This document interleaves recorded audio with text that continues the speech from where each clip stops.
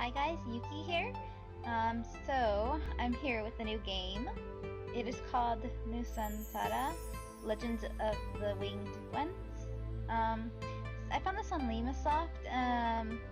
It just came out like a few days ago, and the creator is Sweet Shell or something like that. It's an ultimate fantasy, adventure, romance, and comedy game. And I'll just read the synopsis for you to get an idea of what it's about. I'll turn down the volume a little bit.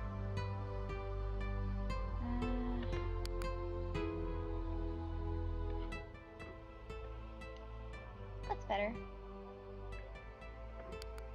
Okay. So, long ago, when the world was still young and humans had just learned how to write, legends of mythical beings traveled over the continent. Mysteries about the existence of dragons, griffins, unicorns, and many other myths were told in folklores and heritages. Some even have human characteristics such as centaurs, lamias, Anubis, and Kinara Kinari. But there was one legend, lost, and much of it is forgotten, for none now live to remember it. A legend about humans with wings and humans with skin tougher than steel. How they prospered and how they vanished without a trace. This is a story about birth, death, peace, war, and love. How it all began from the gift of blue crystal, both a blessing and a curse from the goddess. And now, the legend shall be unfolded by a human girl. I thought it was really interesting and I really liked the art style, and I think it has to do with, I hope I'm not wrong. I think it's Indonesian folklore. I could be wrong, but I'm pretty sure. But anyways, let's start this.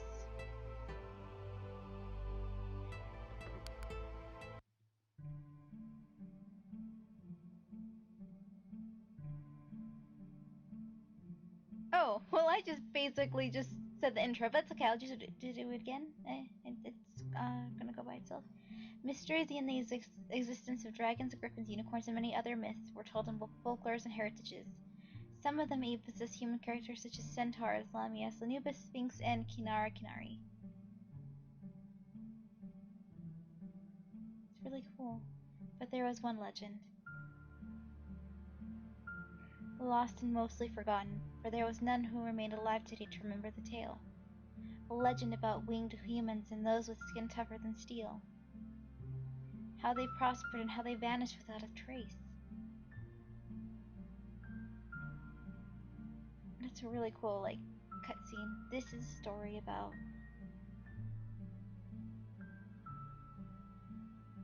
birth, death, peace, war, and love. How it all began from the gift of a blue crystal, both a blessing and a curse from the goddess.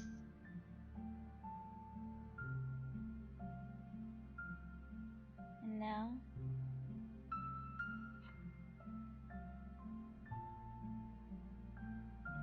the legend shall be unfolded by a human girl.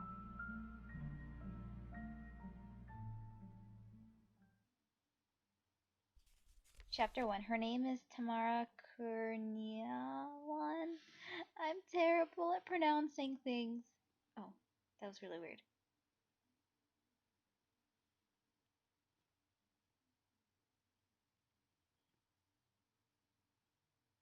Dot, dot, dot, dot.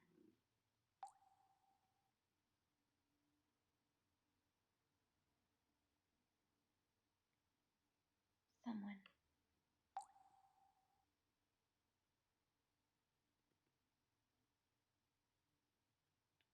Please help.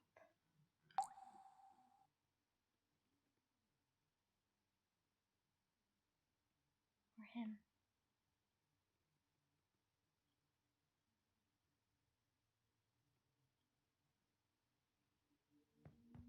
Eek! Let me... Actually, it's doing pretty good. Alright. Gotcha! Now say uncle. No, I can't even laugh. Princess, I won't stop until you say uncle. Okay. No, I'm so terrible at this. Oh, that was... Somebody just hurt themselves? I can't hear you, Tamara. And stop playing Goosty. It's time for her to sleep. Yes, ma'am. And laughter. Honey! Okay, sweetie, I'll take her to bed. Ick. I'm so confused. Oh, she's so cute. Aw, party pooper. Dad and I were in my room. It was quite dark in here as we didn't turn on the lights. The sky was adorned with stars.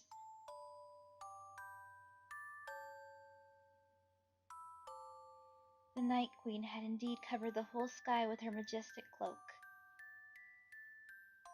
At least that was what my dad said. He had such a way with words.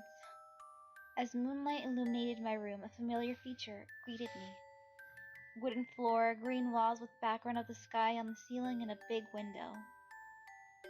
I also had some furniture, like a cupboard, a small table, and a bookshelf, but that's all. I didn't want my room to be too cramped. I pushed my dad away, wanting to escape from the cold floor to find a familiar warmth on my bed.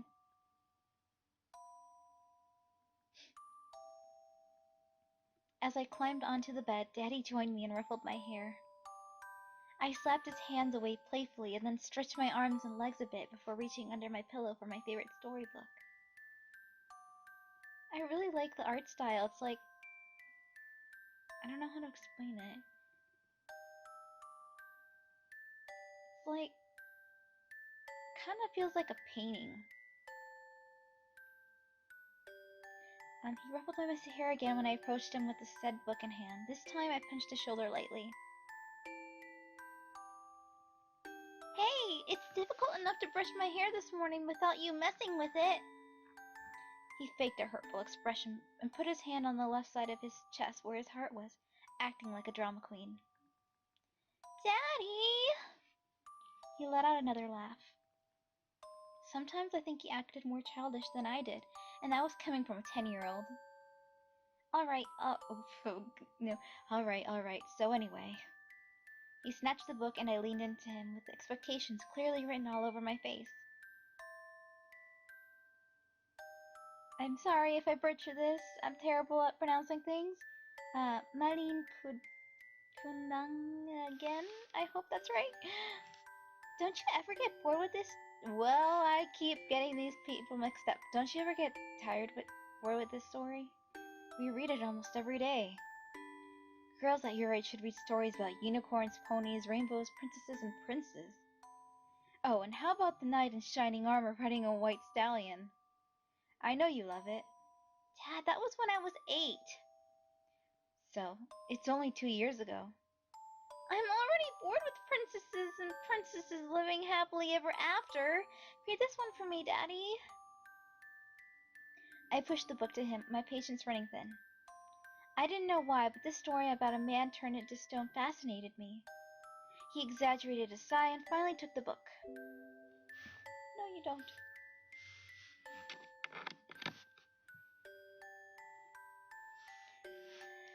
Fine. And the magic word is... please! He let out a huge grin and kissed my forehead. That's my girl. As he retold the Malin Kundang story for the umpteenth time, I could feel myself gradually getting sleepy. In a short time, my eyes fluttered closed, and my body leaned back to his warm and broad chest. I snuggled in closer to my dad. Feeling warmth and safe, I nearly surrendered to the incoming sleepiness when suddenly, I remembered about Mom's strange behavior earlier. Oh no. Daddy, why does Mommy get angry so often now? Well, I think it's just because she's in a bad mood. I nodded hesitantly, still a little unsure about it. Usually Mommy would join us to play before bed, but lately I had a feeling that she was drifting apart from me and Dad. Don't worry, she'll be back to normal before you know it. Maybe she's depressed. Everything will be alright. Or that could lead to probably, what's it called? Divorce? He said with this while stroking my hair. Yeah, she will cook delicious food for us in the morning. She'll give me a hug before I go to school and... I'll tease Mom and Dad to get a room when they kiss each other. Good morning. Perfect.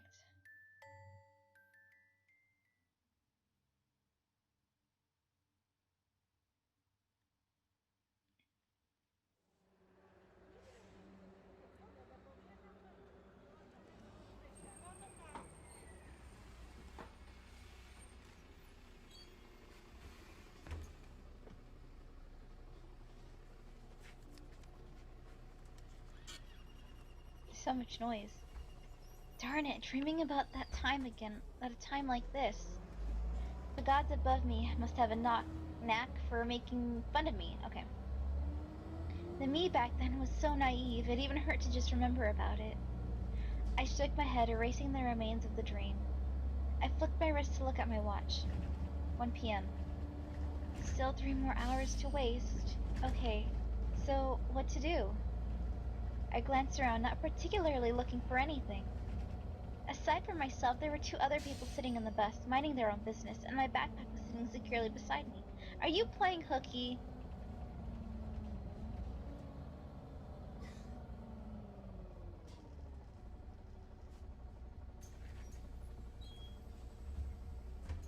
Here I am on my way to Uncle's place.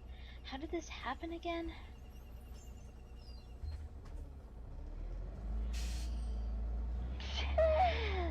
Okay. Oh yeah. Okay, I'm good. Oh yeah, he annulled my apartment contract. I groaned, remembering one of his undoings. Irritably, I closed my eyes and recalled my recent memories.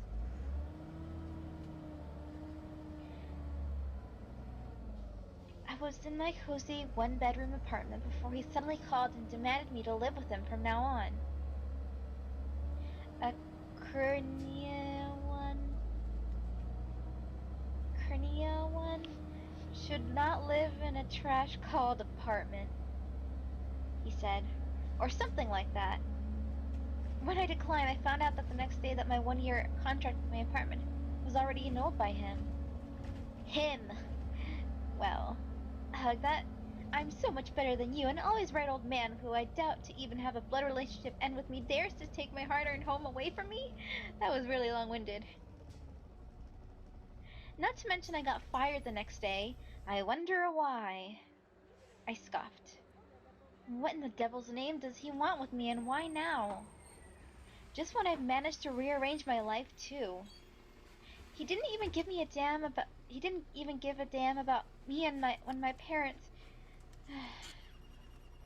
I inhaled a deep breath, trying to calm myself. There was no need to complete that sentence. Stop it, Tamara. There's no use grieving and cursing over it since I'm doing what that man wants now. Didn't have much choice since he stripped me bare of my home and job. Just calm down and go with the flow. You know how to do it. I glanced outside the window, viewing the unfamiliar scenery, but what I was searching for was the unchanging blue sky. Since I was young, I had always admired the endless blue sky, and for me it was very calming. Slowly I could feel my anger slipping away, and a thought, or more like a wish, surfaced in my head. If only I could return into a little bird and fly away. Oh, a bird!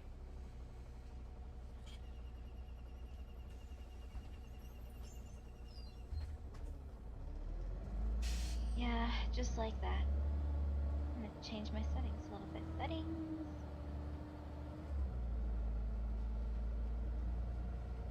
Oh, it's all good then. Never mind. It's good.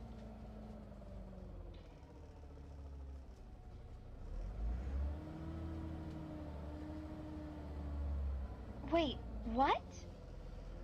The moment I blinked, the bird disappeared. I must be hallucinating. Such a beautiful bird in a bus? Once again, I checked the metal bus railing along with the curtains just to be sure. Nothing. Huh. I guess my mind played a prank on me. I leaned back again on the seat. Speaking of birds, I remember this weird dream which has been haunting me recently.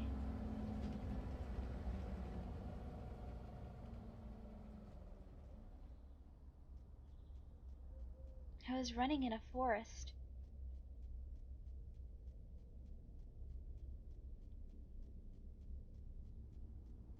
The details were kind of blurry, but I thought it was autumn since there were hues of yellows, oranges, and reds all over the place.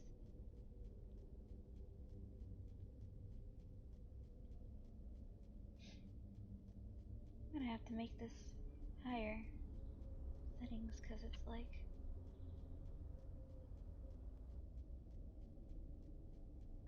high. Why? Okay. There we go.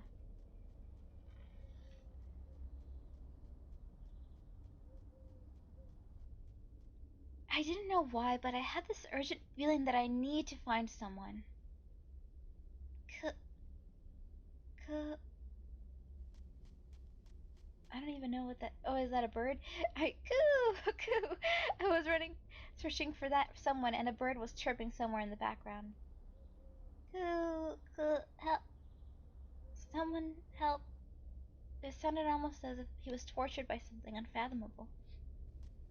The chirping gradually turned into a man's voice. I was scared for him. Can you hear me? Where are you? I had never heard such a pitiful voice. I wanted to help him, but all I heard was the sound of leaves and more cries. Damn it. I heaved a breath and continued running like a madwoman.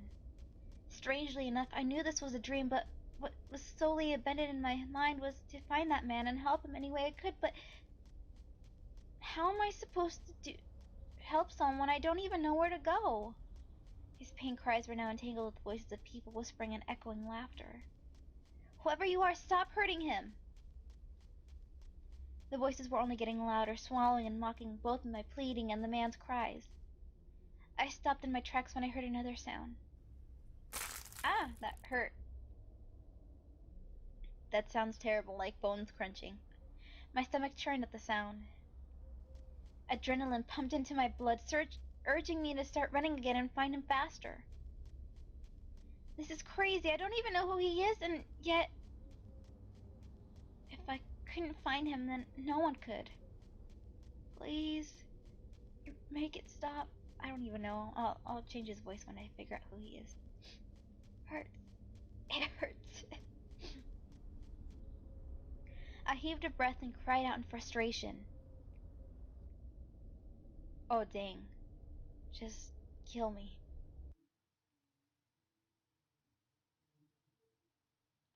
Scene 1, The Call. Her name is Tamara Cornelian.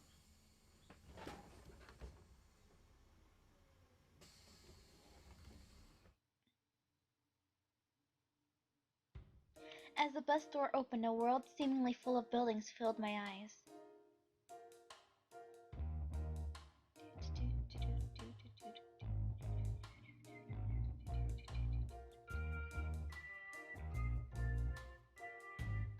I think I just keep 2 above normal and it's being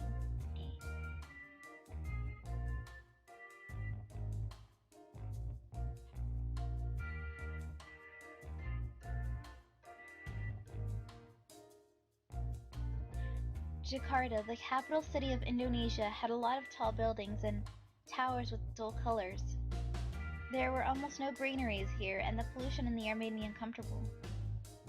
With just one look, I could already tell that this was a busy city, day and night.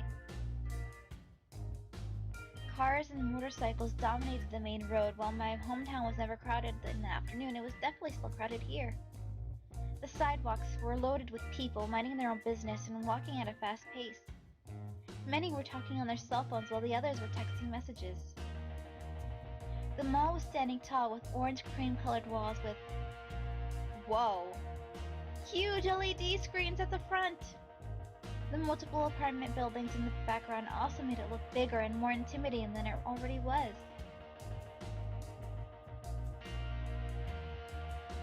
My uncle was not kidding when he said that this is the biggest mall in Jakarta. Suddenly my cell phone rang. I took it out to see the new message.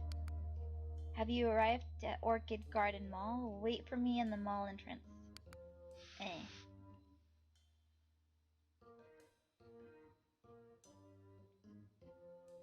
I sighed and sat at the roadside near the mall entrance. Too tired to stand. I put my backpack beside me, ignoring curious glances from people walking in and out of the mall. I stretched my arms above my head, reaching for the clear sky. As the day progressed, the temperature seemed to drop a little, but I didn't care in the slightest. The bird with blue eyes is... It's that white bird from earlier. Come... Oh. Come! I don't even know. Huh?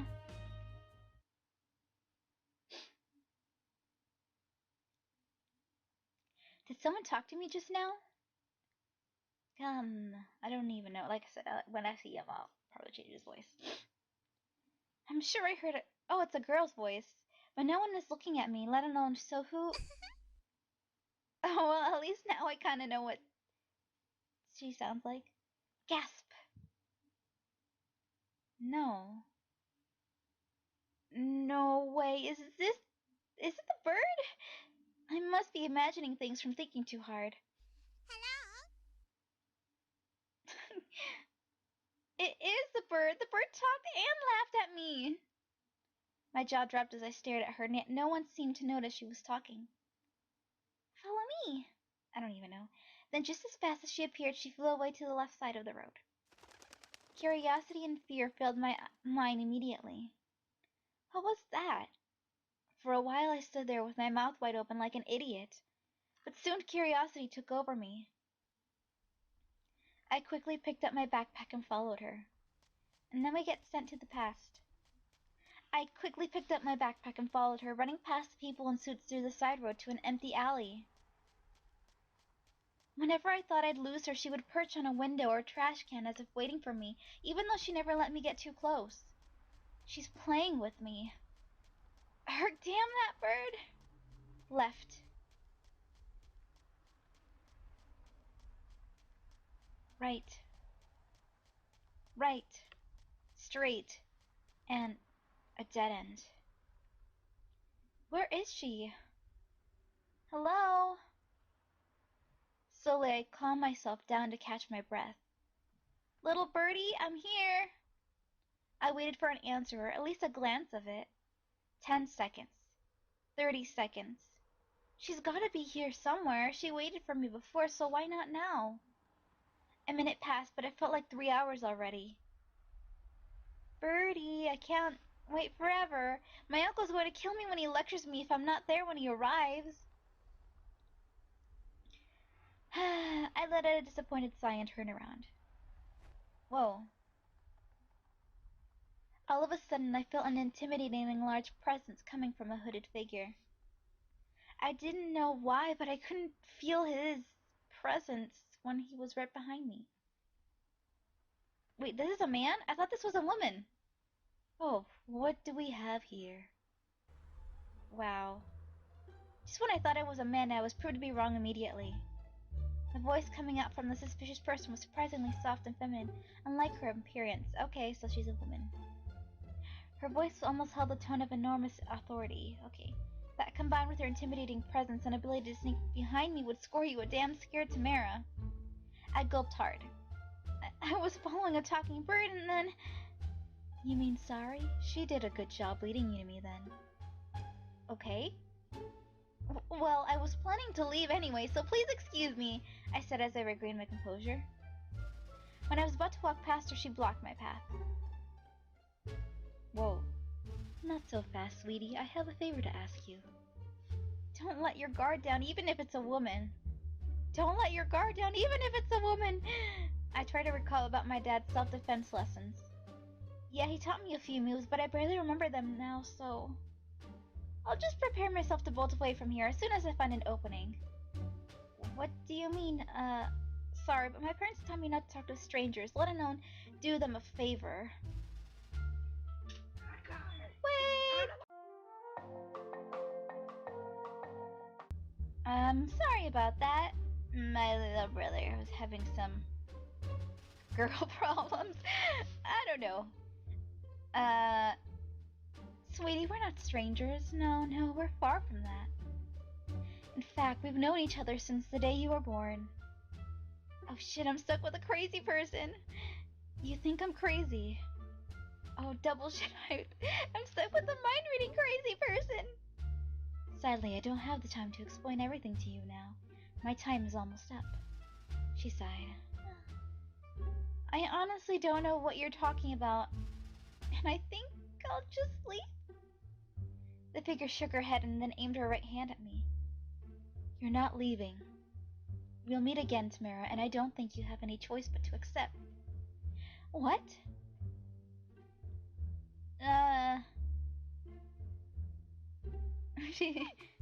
Uh-oh. What just happened to me? Did I get passed out? Did I get knocked out? Don't die on me, honey, till the next time we meet, and good luck. Dimension... What? Yeah, dimension... I just got sucked into a new dimension. Past? Don't know. Chapter 1, Scene 2, Arrival. Everything was black. My mind was still trying to process what had just happened. That woman reached out to me and suddenly I found myself falling into an abyss. That hole appeared out of nowhere. How did she know my name? What the heck just happened? My body was spinning out of control as I struggled hopelessly in the air, frantically waving my hands and trying to reach or grab onto something which I knew ended up as a futile effort. Suddenly I saw a speck of light and I forced my body to face towards it. As the light came nearer and nearer, I found myself praying. The light, it burns!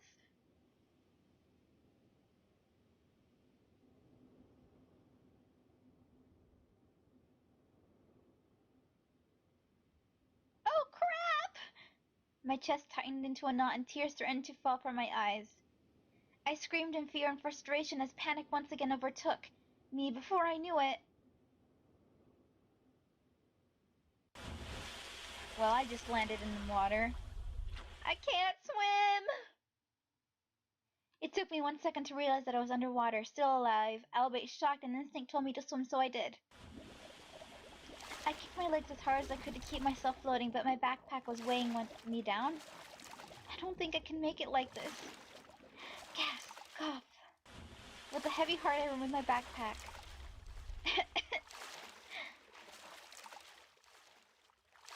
When I thought nothing could get any worse, pain shot up from my legs and they started to become rigid. Damn it! Help! Help! Dying. Gargle. Yeah.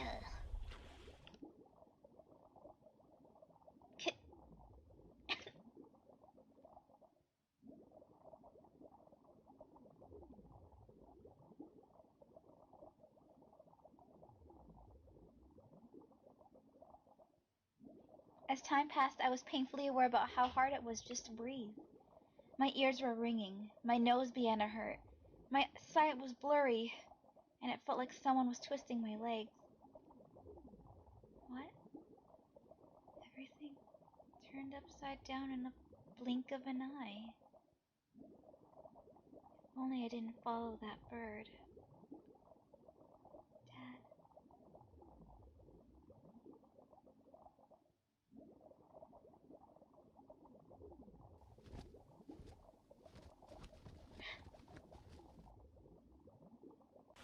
Clinging to the last speck of consciousness I had left, I felt something tightening around both of my wrists, and then I was pulled up? Fresh air rushed through my lungs and my consciousness came back to me along with a string of violent coughs. Stop struggling! Easy for you to say! The whole experience left me terrified beyond belief, and my blurry sight didn't help either. I grabbed both my savior's hands and clung to them for dear life. What I wanted was to get away from the water as fast as I could. My legs were frantically kicking the water when another pair of strong hands, how many people are there? Grabbed me by my waist and hoisted me up. When I was finally out of the water, exhaustion washed over me and I found myself feeling weak. The hands were still firmly holding my shivering body. When they realized I was not struggling anymore, I could feel my body being shifted to a more comfortable position.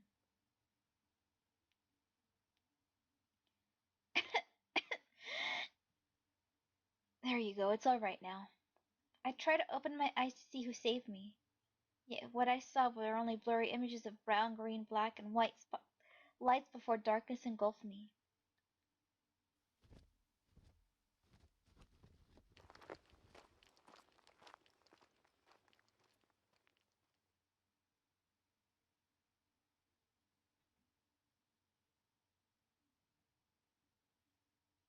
Interesting.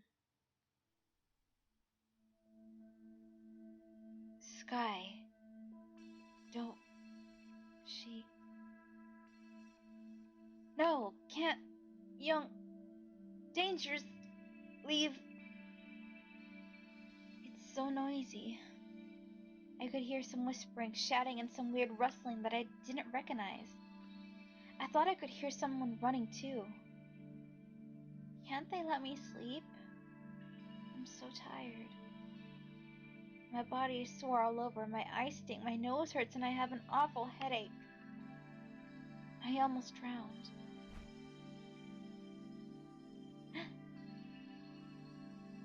As my memories returned, I awoke with a jolt and gave a loud, deep gasp. I hugged my shaking body and took a deep breath to calm my nerves. Okay. Only to realize that I wasn't in my usual clothes and that my hair was down. Where am I? Where are my clothes? I could sense some movements and voices, but my mind was still too hazy and clouded to comprehend anything. Calm down. You're safe now. You poor girl. Again, I could feel a pair of arms holding me. It was a different pair from before, this one more gentle and soft. One was stroking my back. I struggled weakly until I came to my senses. I noticed that the voices had stopped. I turned my head slowly, facing whoever was hugging me, and I'm so glad you're awake. Huh? A beautiful woman with a braided long brown hair at one side and mesmerizing hazel eyes greeted me. It must have been a really scary experience to almost drown like that. You're very lucky that Yuta and Mitra were patrolling around Hakuna Falls when that happened. Are you hurt? Oh my, you're so pale. I hope you didn't catch a cold. What about... Slow down, Nessie. You're scaring her. I don't know who that is. Yeah, and it's not like she's dying. Oh, it's an old lady. My bad. An elderly woman with white hair and kind orange eyes emerged from the back with a man following right behind her. All of them had dark-colored skin tones and wearing some kind of aboriginal clothes with trinkets from colorful feathers, stones, and teeth. They also had a modest amount of tattoos. I averted my eyes back to the beautiful woman and the elder when I noticed the man was practically half naked, showing the tattoos on his right torso. The elder approached me and I flinched when she touched my forehead. It's all right, you're in good hands. My name is Sukma. She pointed at the beautiful woman. The fussy but good girl at Asi, and she pointed at the man. That rude son of mine is her husband, Yuta. I nodded dumbly at the brief introduction. At least I feel better now that they seem like good people, except that man Yuta who keeps glaring at me. I think I'm missing something. Well, yeah, don't you see those huge wings on their backs? I gawked at realization. They are wings on their back! I thought it was just some kind of decoration, but then, I swear, it moved! Sukuma had a pair of brown wings, while Asi had yellowish-brown wings. Yuta, on the other hand, had the intimidating gray-white wings of his. I tried to confirm my suspicion by touching Sukuma's wings, and The wings jumped at my touch. It is real! I froze and let out a small scream of shock. Ah! Both Sukma and Asi looked at me in amusement while Yuta scowled. Hey, it's not polite to suddenly touch someone's wings. You haven't even introduced yourself, so apologize, you ungrateful brat. What? What he means is, Granny Sukma's wings are delicate due to old age, so don't touch it recklessly, and just remind you that you haven't introduced yourself, honey. You think I'm old? Sukma frowned at Asi and Yuta. I'm only translating Yuta's words. Yuta looked at Asi in disbelief. I would usually find this conversation kind of funny, if not for my still surprised self. A lot of questions swirled in my mind, but I quickly recovered and finally decided to push my questions aside for now. What am I thinking? I've been rude to my saviors. I'm sorry. I didn't mean to be rude. I'm really sorry for intruding, and thank you for saving me. My name is Tamara, and it's nice to meet you all. I bowed my head deeply and waited for their responses, but they're not responding? Confused, I lifted my head and met their own confused expressions. Well, this is a problem.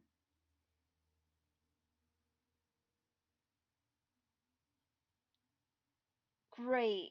First we found out that she's a wingless, and now there's also a language barrier, just what we need. But I can understand them. What? I perfectly understand you. So what's the problem? Don't you speak English too? They only gave me more confused looks and shook their heads. I'm sorry, but we can't understand what you're trying to say. Oh.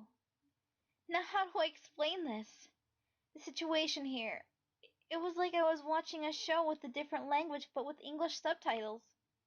You know, like watching Portuguese movie with the English subtitles? You definitely couldn't speak Portuguese, but you understand it due to the subtitles. Weird, right? This was just a wild guess, but did they speak Indonesian? Their accent was somewhat familiar, but I was not sure. My mom was a full English while my dad was half Indonesian, so he might have spoken in Indonesian a few times.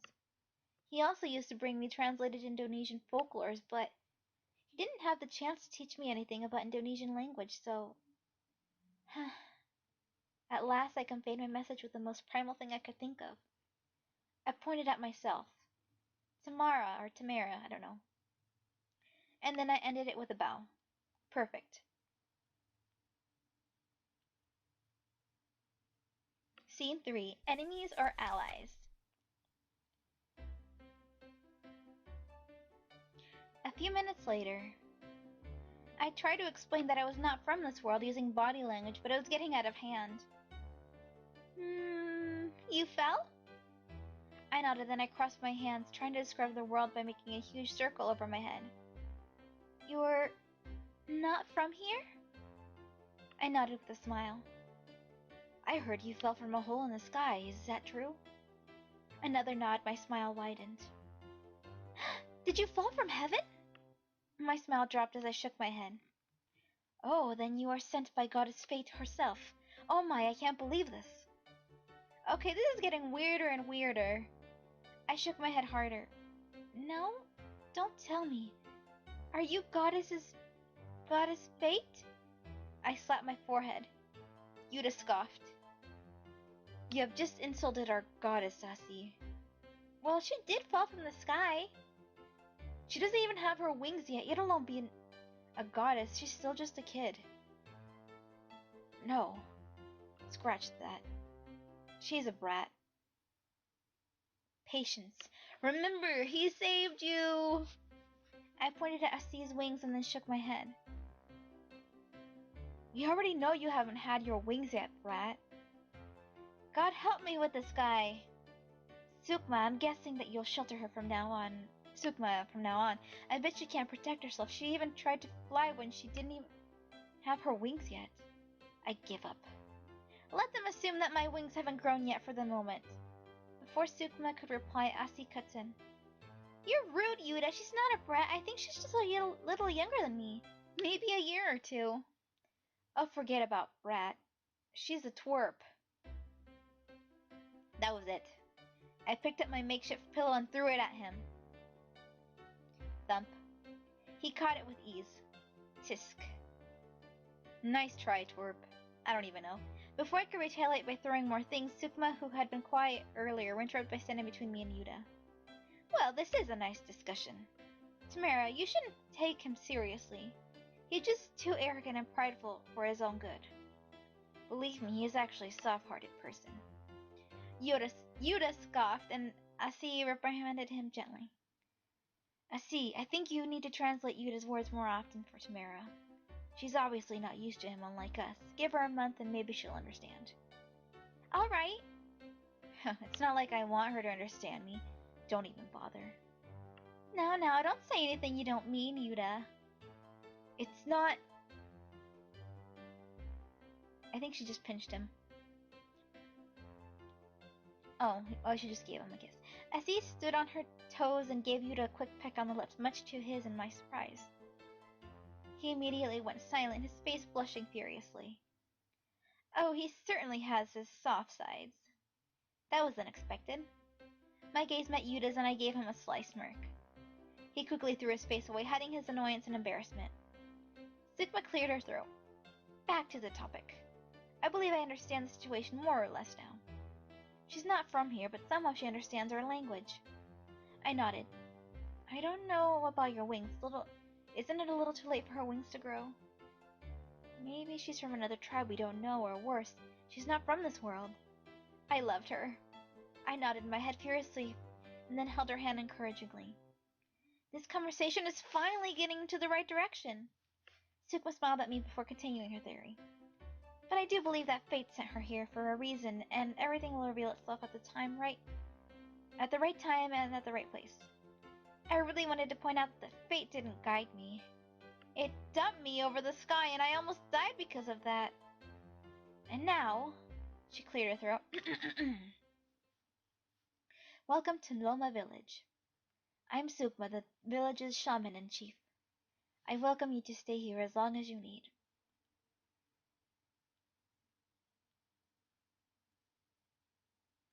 After some more explaining from Sukma, she told Yuta and Asi that it was enough for today and that she told them to stop bothering me. She insisted that I need to get some rest or my fever would worsen. She gave me Asi's former room that was no longer being used by her since she was living with Yuta now. Irritation rose within me when I remembered about him. Yuta. My good impression of Yuta was as my savior and had been thrown over the window at the moment he opened his mouth. He was so lucky to have Asi as his translator and wife, or he could say goodbye to his social life with the attitude of his. Contrary to Yuta, Asi was kind and honest. Even though she was a little childish and fussy, it was almost too good to be true. Apparently, the one who changed my clothes when I was unconscious was Asi. She didn't want me to stay in wet clothes for long and changed them to dry clothes for me. I think she was one of those people who was vulnerable enough to be taken advantage of, but she had that Yuta as her husband to protect her. When I thought about it, Yuta did have a threatening presence with that muscular, sleek body and that blood-red tattoo of his. I thought he was at least 5 feet and 10 inches tall, if not more. With that kind of physique, I doubted anyone would try to mess with his wife unless they had a death wish. Even with all of that, it was hard to hate or take advantage over a very sweet woman. Well, at least that was what I could say about Asi and Yuta's relationship for now. Sukma hadn't filled me in on some details, but she did give me this old map and some information. We are here. The map was hand-drawn and the symbols were easy enough to understand. This island, Nusantara, which I was stranded on, was quite small and it was surrounded by mountains except some of the eastern parts of... Wait, tiptoe? Ooh, there you go.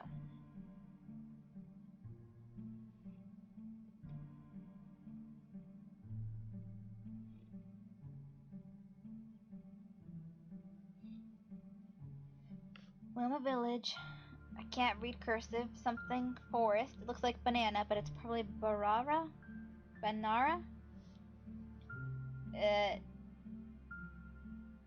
Dead forest.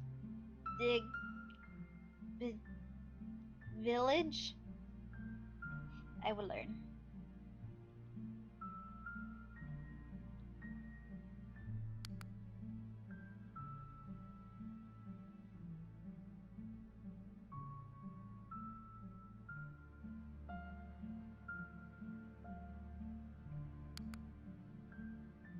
some of the eastern part of the island. I was in Loma Village right now. Yep. It was a small village surrounded by a huge forest called Banara Forest. There we go. Mitra, my other savior, lived in Digdaya Village. Okay, that's what it was. Northwest from Loma Village. Digdaya Village had 4 lookout towers surrounding Loma Village. Sukma said he was to protect Loma Village from the Komodo dragon. I think it was here? The mark of some kind of a reptile was drawn in the northern part of the map, quite far from Loma and Digdaya. The forest ended there, replaced with dead trees? Well, that explained the name, the Dead Forest. Sukma said that there were 2 major tribes here, the Komodo tribe and the Avian tribe. Loma and Digdaya were both avian tribes. The only difference was that Digdayans preferred to eat meat, while the Lomas were vegetarians. They had a healthy trading relationship and respected each other. The other tribe, Komodo, was said to be their natural enemy since they hunted the avians and ate them. Well, that's pretty bad.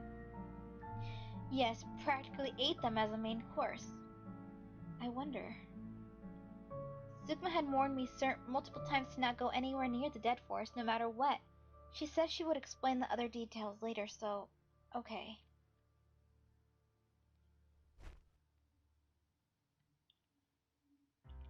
First things first, I need to learn their language. Then I would need to give Mitra my thanks. He was the first person who noticed me when I was drowning, and it was because of him I was saved. I felt really grateful for what he did and had the need to convey my gratitude as soon as possible. When I thought about it, Mitra and Yuta were probably some kind of police or guards of Loma, despite actually living in Digdaya. If that was the case, why did they live in different villages? Wouldn't it be easier for them to patrol if they had just lived in Loma?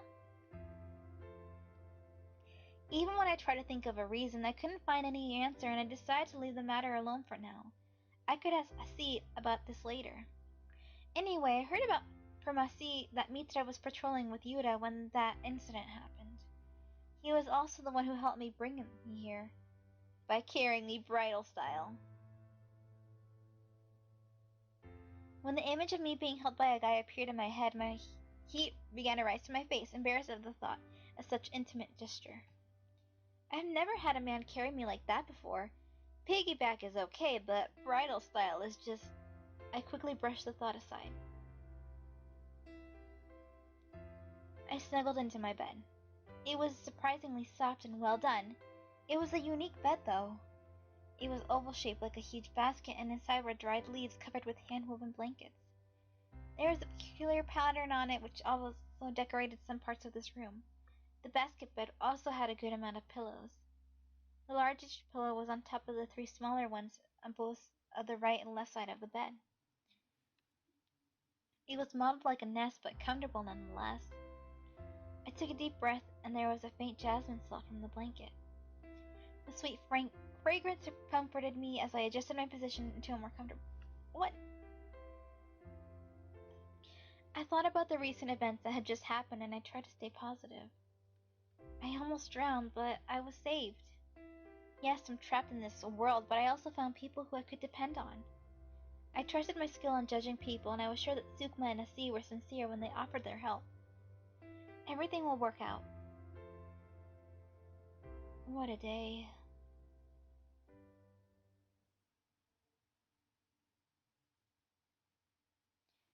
Scene 4. Adapt. And... my ear!